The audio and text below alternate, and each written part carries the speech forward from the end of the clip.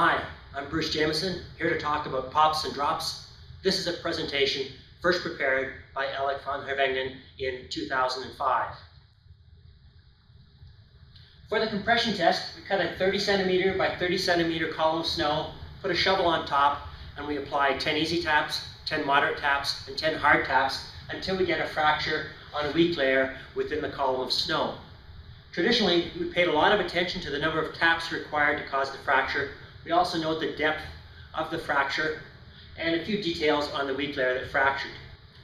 I'm going to talk about, does the appearance of fractures, whether we had pops, drops, or one of these other kinds of fractures, improve our interpretation of the compression test.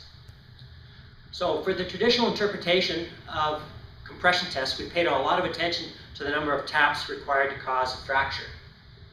Here we see the frequency of skier triggering. We have a bar for the first 6 easy taps, a bar for the next 6 easy and moderate taps, and a bar for the next 6 moderate taps, and onwards through till we have the last 6 hard taps.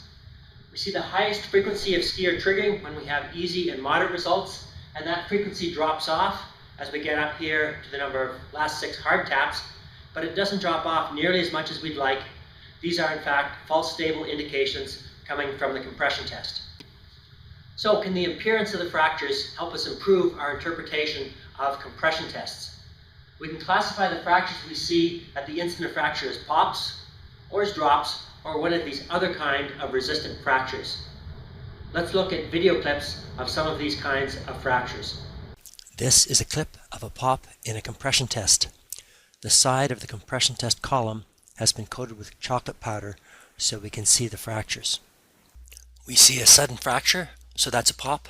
It also slides easily.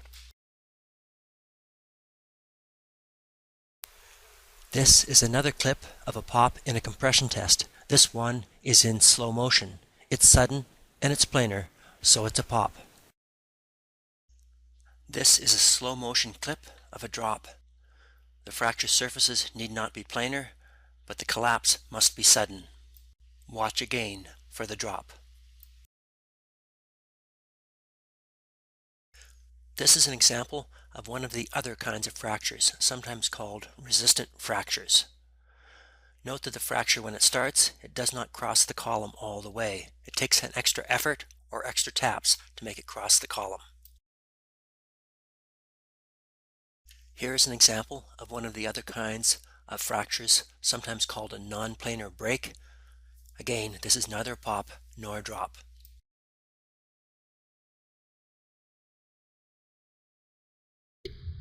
So, do pops and drops help us interpret the results of compression tests?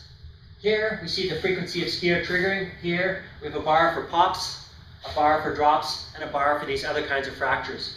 We see much more frequent skier triggering when we have pops and drops in a compression test than when we only have these other kinds of fractures.